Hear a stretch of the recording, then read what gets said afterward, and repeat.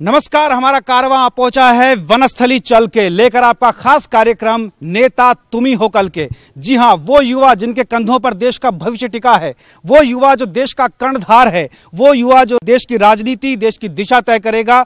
वनस्थली विद्यापीठ के बीच हम खड़े हैं, वनस्थली की हृदय स्थली में हम लोग खड़े हुए हैं और ये तमाम जो यहाँ के स्टूडेंट्स हैं वो हमारे साथ हैं। वो युवा जोश जो देश की राजनीति, देश की दिशा, देश की दशा सबको तय करने जाएगा। सबसे पहले हम चलते हैं, हमारे पीछे जो युवा खड़े हुए हैं उनसे हम बात करते हैं, आपसे जानेंगे।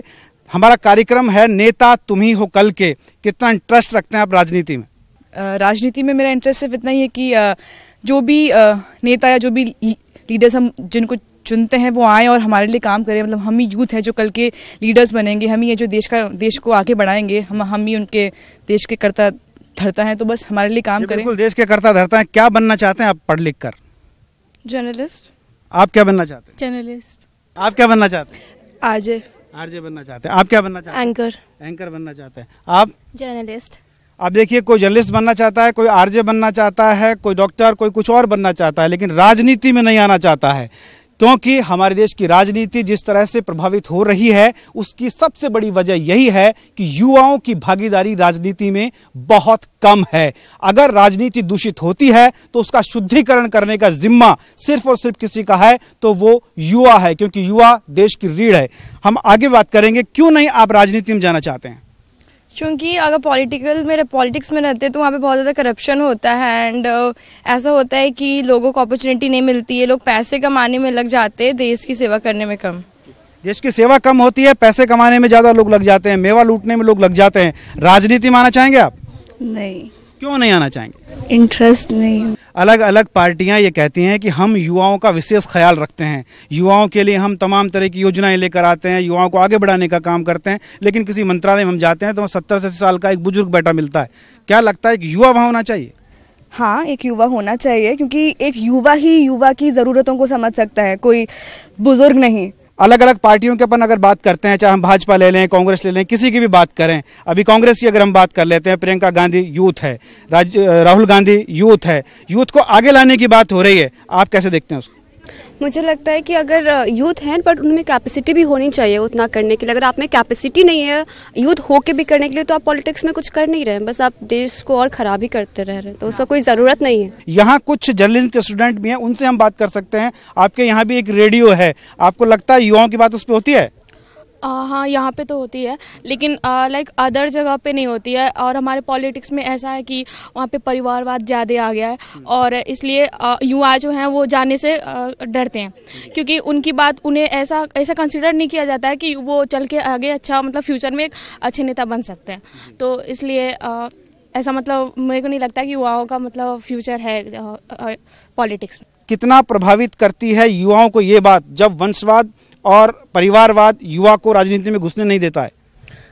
इसकी वजह से लोग आ नहीं पाते, जिनको पॉलिटिक्स में आना है वो आ नहीं पाते, क्योंकि वो अपनी जो जिनकी फैमिली में लोग ऑलरेडी पॉलिटिक्स में हैं तो वो उनको ही लेके आते हैं, और जो नहीं है पॉलिटिक्स में, उनका बैकग्राउंड नहीं है पॉलिटिक्स का, तो वो नहीं आ पाते। तो ये गलत है। तो जिनको आना रहता है वो नहीं आ पाते। इस वजह से जिनको आना रहता है वो नहीं आ पाते हैं, क्योंकि परिवारवाद और वंशवाद हावी है। कैसे मुक्ति मिल सकती है इससे? इट्स लाइक अभी तक तो कोई पर्टिकुलर रूल डिसाइड नहीं हुआ है। It's like generations to generations यही चीज़ चलती आ रही है कि कोई रूल ही नहीं है पॉलिटिक्स में। लाइक कुछ भी चीज़ कैसे भी हो जाती है, there is no particular correction to it, nobody is giving any hit to it. तो जैसे कंट्री चल रही है वैसी ही चल रही है।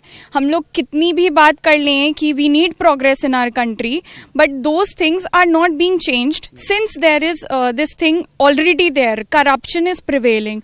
तो जो लोग ऑलरेडी एग्जिस्ट कर रहे हैं, हालांकि उन्हें आती नहीं है politics, they are not good at it to a certain level, but still क्योंकि उनकी फैमिली उधर पे है तो they are coming into it. चलिए, और भी हमारे साथ साथी हैं, उनसे हम बात करेंगे। आपसे बात करते हैं। हर युवा अगर यही कहेगा कि करप्शन है, मैं नहीं जाऊंगा, मुझे पॉकेट मनी नहीं लेनी है, मुझे ये सब नहीं करना है, तो देश कैसे चलेगा? बात देश चलने की नहीं है, बात समझने की है। हमें चाहिए कि जो हमें समझे और हमारा जो मन कहता है या फिर हम जो चाहते हैं उसको रिप्रेजेंट करे।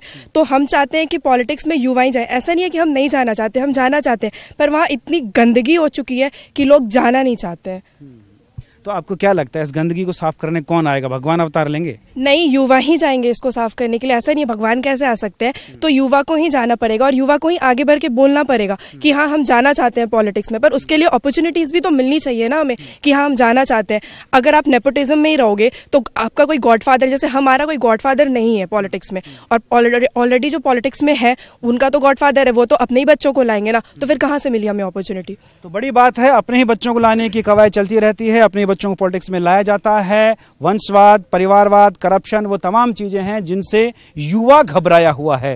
यानी वो युवा जिससे वंशवाद को घबराना चाहिए, वो युवा जिससे परिवारवाद को घबराना चाहिए, वो युवा जिससे करप्शन को घबराना चाहिए, वो युवा जिससे भ्रष्ट राजनीति को घबराना चाहिए, वो इसलिए घबराता है क्योंकि परिवारवाद और वंशवाद का जहर राजनीति में उन्हें घुसने नहीं देता। और राजनीति में युवाओं की भागीदारी की। और आज हम हैं वनस्थली विद्यापीठ में, जहां युवाओं का एक समूह हमारे साथ है, अलग अलग डिपार्टमेंट्स के स्टूडेंट्स हमारे साथ हैं, उनसे हम बात कर रहे हैं। आप देख सकते हैं इतना युवा, खासतौर पर अगर हम बात करें महिला शक्ति की, हम बात करते हैं राजनीति में महिलाओं की भागीदारी की जब बात करते हैं तो तमाम पार्टियां अपने घोषणा पत्र में अधिक से अधिक टिकट महिलाओं को देने की बात करती हैं।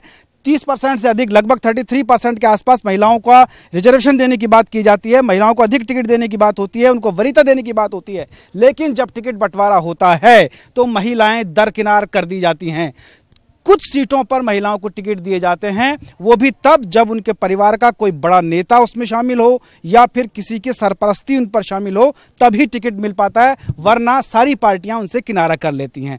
क्या भागीदारी होनी चाहिए महिलाओं की, उस पर भी हम बात करेंगे। हमारे साथ तमाम युवा हैं, उनसे हम बात करते हैं। आपसे जानते हैं, आप कितनी ऐसी महिला राजनीतिज्ञों को जानती हैं जो अलग अलग पार्टियों से ताल्लुक़ रखती हैं?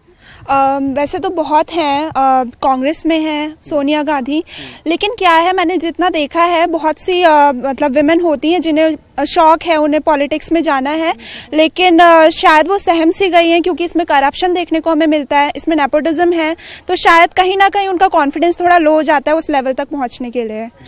क्या लगता है महिलाओं को टिकट देने पार्टियां कतराती हैं? हाँ, बेसिकली वो कतराती ही हैं। कहते हैं कि 33% रिजर्वेशन है, लेकिन ये ना के बराबर ही है। लोग बोलते हैं कि हम महिला के लिए ये करेंगे वो करेंगे, लेकिन ऐसा कुछ नहीं होता है। ज्यादातर जितने भी हमारे नेता हैं वो सारे जेंट्स ही कहलाए। आज तक हमारी प्रधानमंत्री बस महिला एक ही बनी है, वो इंदिरा गांधी, हम सब जानते हैं, लेकिन आज तक के इतिहास में सबसे ज्यादा जेंट्स ही हमारे नेता बने हैं। जबकि बराबर की धुरी है, बराबर के दो पहिए हैं, बावजूद इसके पुरुष प्रधान बना दिया गया है देश की राजनीति को।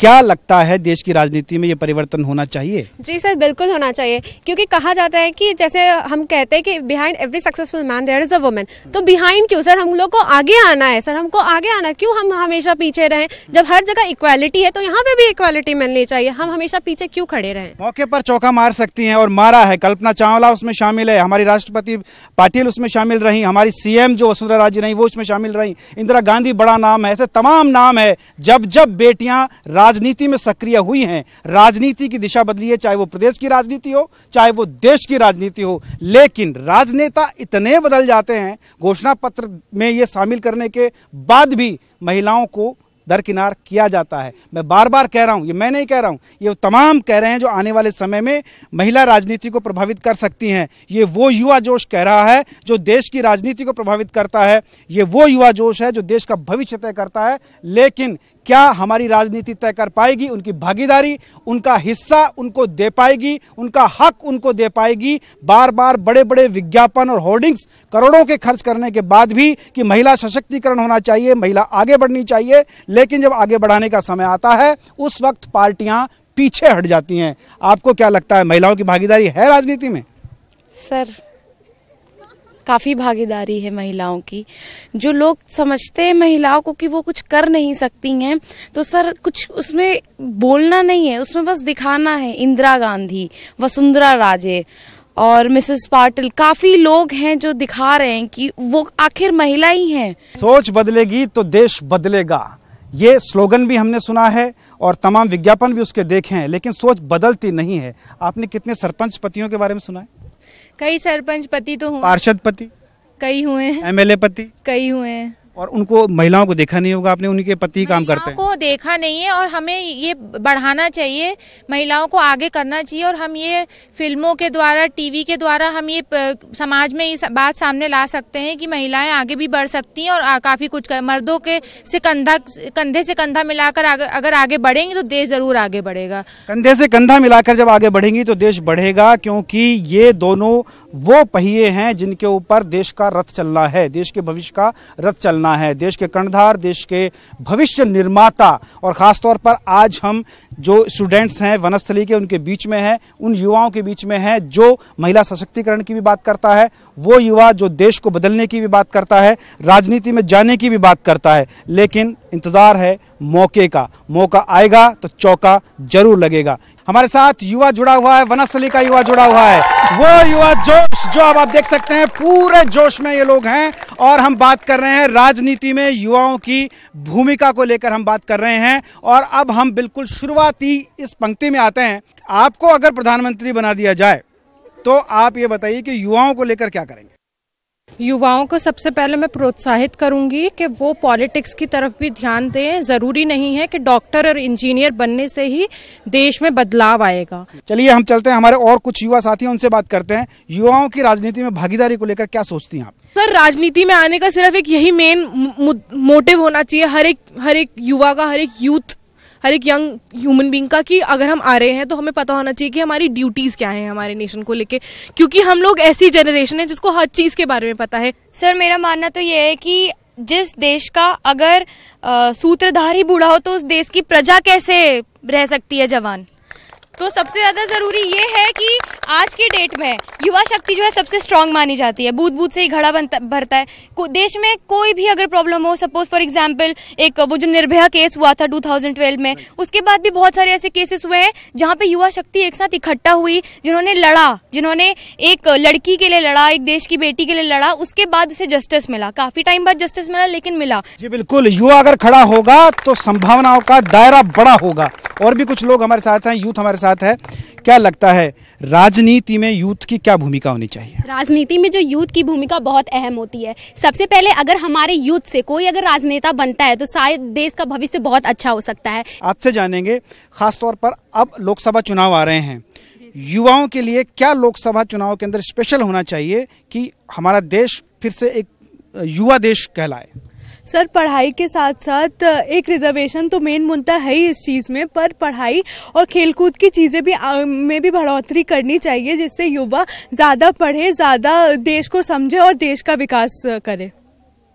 चलिए, देश का विकास युवा करे, ज़्यादा समझे, ज़्यादा पढ़े, ये बात सामने आ रही है। चलिए, एक और हमारे साथ यहाँ की युवा स्टूडेंट हैं। कौन सी क्लास में पढ़ती हैं, कहाँ पढ़ती हैं, क्या करती हैं? मैं BA सेकेंड ईयर की छात्रा हूँ और मैं जर्नलिज्म एंड मास कम्युनिकेशन, जैसे मैंने बताया। मेरी ही लाइन में जा रही हैं? जी, आपकी ही लाइन में जा रही हूँ। तो चलिए, आप जब इस लाइन में पहुंचेंगे युवाओं के लिए क्या करेंगे? युवाओं के लिए शायद मैं एक ऐसा देश देखना चाहूंगी जो पार्टी ओरिएंटेड तो ना ही हो। आज अगर देखा जाए तो युवा वो चीज है जो कल के लिए एक बहुत बड़ा रोल प्ले कर सकता है। हम ये देख सकते हैं कि आज जितने भी न्यूज चैनल पे एंकर्स होते हैं वो कितने अहम भूमिका निभाते हैं जिसे हम सोच भी नहीं सकते हैं। आज अगर हम युवा को देखें तो युवा वो चीज है जो कल का पिलर हो सकता है। और भी कुछ लोग हैं, उनसे हम बात करेंगे। चलिए, आपसे हम बात करते हैं। स्वच्छ भारत अभियान चल रहा है, स्वच्छ राजनीति अभियान भी चलना चाहिए? हाँ, बिल्कुल चलना चाहिए स्वच्छ राजनीति अभियान, क्योंकि हमारे पॉलिटिक्स में मतलब जितने भी राजनेता है, मतलब जितने नहीं, सारे को मैं नहीं बोल सकती हूँ। कुछ कुछ ऐसे नेता हैं जो बस एक नाम लेके बैठे हैं और उन्हें बस मतलब है कि हम दूसरों को, हम नेशन का क्या कर सकते हैं, हम अपने लिए मतलब राजनीति लड़ रहे हैं, इलेक्शन कर रहे हैं, हम अपने लिए सब कुछ कर रहे हैं, हम दूसरों के लिए क्यों करें। युवा अगर देश में आते हैं तो वो हमारे जैसे युवा आएंगे और हमारी प्रॉब्लम्स को समझेंगे और वो हमारे सारे प्रॉब्लम्स को एक प्लेटफॉर्म देंगे मेनली, कि मतलब कैसे हम अपने आप को रिप्रेजेंट कर सकते हैं आगे जाके। बिल्कुल, कैसे हम अपने आप को रिप्रेजेंट कर सकते हैं, ये इनका कहना था। अभी हमारे साथ एक और युवा साथी जुड़े हैं। जिस तरह से हम बात कर रहे हैं कि हमें समझे ऐसा व्यक्ति आए, हमें समझे ऐसे व्यक्ति आए, लेकिन एक समस्या इतनी बड़ी है जिसको हम सबको समझना चाहिए लेकिन हम नहीं समझ पाते हैं। पुलवामा में अभी आतंकी हमला हुआ है, तकरीबन दर्जनों हमारे सैनिक शहीद हुए हैं। क्या युवा जोश वहां होगा तो बॉर्डर पर ये जो सब कुछ चल रहा है स्टॉप हो पाएगा? जी बिल्कुल, अगर युवा जोश होगा, जब जैसे मेरी एक फ्रेंड ने कहा कि युवा जोश जब इकट्ठा होता है तो हम कुछ भी बदल सकते हैं, उसी हिसाब से अगर युवा जोश होगा तो हम उस चीज को बहुत अच्छे से आगे लाएंगे और कहीं ना कहीं हम आतंकी हमले रोकेंगे। क्या एक नेता बनाने के लिए इंस्टीट्यूट होना चाहिए? क्या उसकी शिक्षा तय होनी चाहिए? क्या उसकी उम्र तय होनी चाहिए? सर, शिक्षा तय होना सवाल नहीं है, उससे बड़ा सवाल ये है कि उन्हें वहाँ पर सिखाएगा कौन। हमारे पास अभी कोई सिखाने वाला ही नहीं है। हम लोग ये बोलते हैं कि वहाँ पे ऐसा हो रहा है, युवा को जाना चाहिए, हर किसी ने बोला, पर हमारे देश की मानसिकता में सबसे बड़ी प्रॉब्लम ये है कि हम सबको भगत सिंह चाहिए पर पड़ोसी के घर में। बिल्कुल, बहुत बड़ी बात इन्होंने कही कि भगत सिंह होना चाहिए लेकिन पड़ोसी के घर में, क्योंकि अपने घर में होगा तो शहीद हो जाएगा। और शहीदों के साथ क्या क्या हो रहा है वो आप देख ही रहे हैं, दिल्ली टीवी स्क्रीन आपको दिखाई रही है, बॉर्डर पर क्या हालात बने हुए हैं। और भी कुछ लोग हमारे साथ हैं, उनसे हम बात करेंगे, आपसे जानेंगे क्या सोच रखती हैं युवा राजनीति को लेकर। सर देखिए, बात युवा की राजनीति में जाने की या फिर महिला की राजनीति में जाने की नहीं, बात यह है जो भी राजनीति में जाए एक मोटिव लेके जाए कि देश बदलना है, ना कि हमें पार्टी का कुछ प्रमोशन करना है या फिर अपना प्रमोशन करना है, हमें देश बदलने का मोटिव लेके जाना है। यहाँ तो ये होता है कि राजनेताओं को जब टिकट नहीं मिलता है तो वो तो ये सोचते हैं पार्टी बदलना है, देश बदले नहीं बदले। सर वही तो बात है ना कि हमें अपने से मतलब नहीं रखना, हमें देश के, नेशन के सर्विंग की भावना लेके चलना है। सर लोकसभा चुनाव आ रहा है, लोकसभा चुनाव में वोट की ताकत अगर कोई युवा दिखाता है, और कोई क्या, हमारे देश में सबसे ज्यादा जनसंख्या युवा है, और अगर युवा ठान ले तो पूरी राजनीति बदल सकता है, राजनीति में जाने की जरूरत नहीं पड़ेगी। जी हाँ सर, मुझे लगता है कि ऐसा हो सकता है। अगर टिकट युवाओं को मिलेगा तो उन्हें, मुझे लगता है राजनीति को अपडेट होने की ज़रूरत है। हमारे जो बुजुर्ग नेता हैं उनके पास पुरानी समस्या, उनके पास समस्या आती हैं, लेकिन युवाओं के पास उन्होंने वो समस्याएं झेली हैं तो उन्हें अच्छे से पता है कि वो उसे कैसे सुधार सकते हैं। और मुझे ये भी लगता है कि राजनीति में आने के लिए एक एग्ज़ाम होना चाहिए। नेता तुम्ही हो कल के। सर बिल्कुल, यूथ नेता हैं और राजनीति के अंदर और राजनीति के बाहर दोनों जगह हमारा ज़रूरी है कि हम राजनीति में प्रतिभागिता करें, चाहे वो सक्रिय रूप से हो या फिर निष्क्रिय रूप से हो। हम वोट दें तो हमारे वोट से ही एक बहुत बड़ा प्रभाव पड़ सकता है। और इसके साथ ही युवाओं की राजनीति में प्रतिभागिता की जहाँ तक बात है तो मुझे लगता है कि निचले स्तर से छवि राजावत का मैं एग्जाम्पल देना चाहूँगी। शिक्षित हैं, महिला हैं और युवा सरपंच हैं। मुझे याद आ रहा है शायद 1980 के बाद आज तक देश में कोई बड़ा छात्र आंदोलन नहीं हुआ। क्यों नहीं हुआ उसकी वजह हम तलाशेंगे, क्योंकि सब छात्र हैं। क्या लगता है क्यों नहीं हुआ होगा ये आंदोलन? 1980 में आंदोलन हुआ, उसके बाद छात्रों का कोई बड़ा आंदोलन खड़ा नहीं हो पाया। सर क्योंकि मुझे ऐसा लगता है कि इंडिया के यूथ ज़्यादातर बॉलीवुड में दिलचस्पी रखते हैं, ज़्यादातर उन्हें बॉलीवुड से रिलेटेड खबरें पढ़नी ज़्यादा पसंद है। उन्हें नहीं पसंद कि कोई राजनीति की खबरें पढ़े। अभी यहाँ पे बहुत से लोग हैं, उन्हें ये नहीं पता होगा उनके स्टेट का चीफ मिनिस्टर कौन है। सर पहले तो मैं ये कहना चाहूँगी कि बदलाव आ सकता है, लोगों की सोच भी बदल सकती है, लेकिन ये है कि आजकल लोगों को इतना ज़्यादा दिलचस्पी नहीं है पॉलिटिक्स वगैरह में, क्योंकि यही चल रहा है करप्शन वगैरह। लेकिन अगर हम चाहें तो कुछ भी बदल सकते हैं।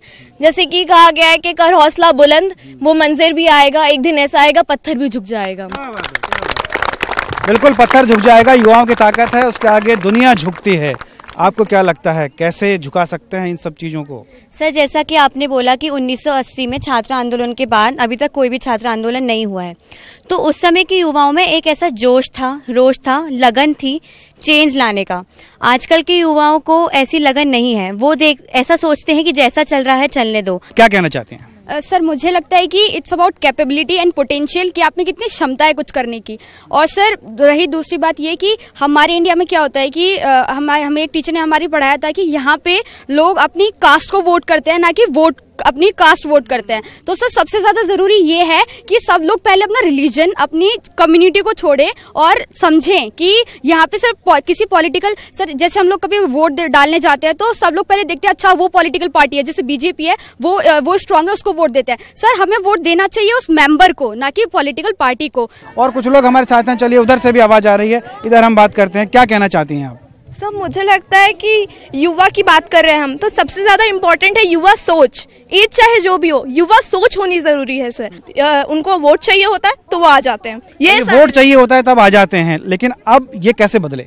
Sir, what we need to understand is that it's not about your house, it's not about your community, it's about the country as a whole. We have to make a change. हम लाएंगे वो change क्योंकि हम ऐसे हैं जो हम समझते हैं कि हमारे बूढ़े क्या चाहते हैं, हमारे जवान क्या चाहते हैं, हमारे बच्चे क्या चाहते हैं। तो हमें लगता है हाँ हमें रखना चाहिए कोई एल्डर पॉलिटिशियंस, बट उसके अलावा हमारे पास यंगर पॉलिटिशियंस ज्यादा होने चाहिए। ये तमाम लव्व लवाब था जो हमने यहाँ यूथ से जाना। जब हमने यहाँ पर बातचीत की, बात यही निकल कर आ रही है कि जातियों से दूर रहें, महिला शक्ति को भी आगे आने दिया जाए, युवाओं के हाथों में कमान हो, लेकिन अनुभव का अंकुश भी जरूरी है, तभी राजनीति का ये हाथी आगे बढ़ पाएगा, वरना ये देश भटक जाएगा, ये राजनीति भटक जाएगी। और उस भटकाव को रोकने के लिए युवा शक्ति को देश की प्राइम लाइन में लाना बहुत बहुत बहुत जरूरी है। कैमरामैन घनश्याम के साथ भंवर पुष्पेंद्र चौहान, न्यूज़ 18 वनस्थली।